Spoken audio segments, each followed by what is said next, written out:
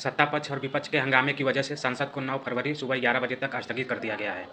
लेकिन सोचने वाली बात यह है कि भारत का लोकतंत्र दुनिया का सबसे बड़ा लोकतंत्र है, लेकिन क्या यह सबसे जिम्मेदार भी है? संसद संसद का सत्र शुरू होते ही जनता की उम्मीदें जागती है कि उनकी समस्याओं पर चर्चा होगी, नए कानून बनेंगे और नीतियों पर बहस होगी। लेकिन हकीकत में मिलता है हंगामा, नारेबाजी और फिर सदन की कार्रवाई कल तक के लिए स्थगित की जाती है। लोकसभा अध्यक्ष, प्रधानमंत्री और विपक्ष के नेता ये सभी संविधान और जनता के प्रति जवाबदेह हैं। सत्ता पक्ष की जिम्मेदारी सदन को सही तरीके से चलाने की है।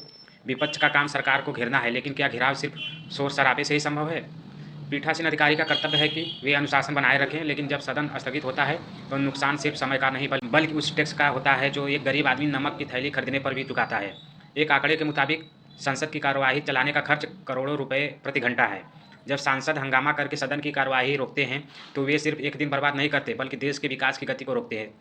सांसदों को मिलने वाला वेतन, निर्वाचन क्षेत्र भत्ता और सत्र के दौरान मिलने वाला दैनिक भत्ता, यह सब जनता की गाढ़ी कमाई से आता है। जब आम आदमी काम न करे तो नौकरी से हाथ धो बैठता है, लेकिन माननीय सांसद हंगामा करके भी पूरी सैलरी और भत्ते लेते हैं।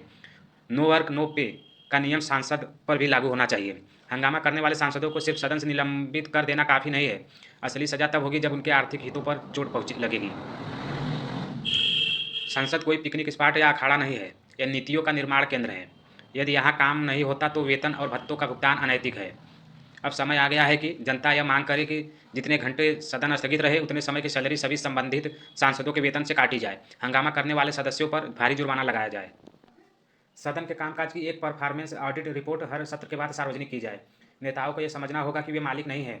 टैक्स पेयर का पैसा उनकी राजनीति की भेंट चढ़ाने के लिए नहीं है। जब तक काम नहीं तो वेतन नहीं का डर नेताओं के मन में नहीं बैठेगा, तब तक सदन में चर्चा कम और शोर शराबा ज़्यादा होता रहेगा।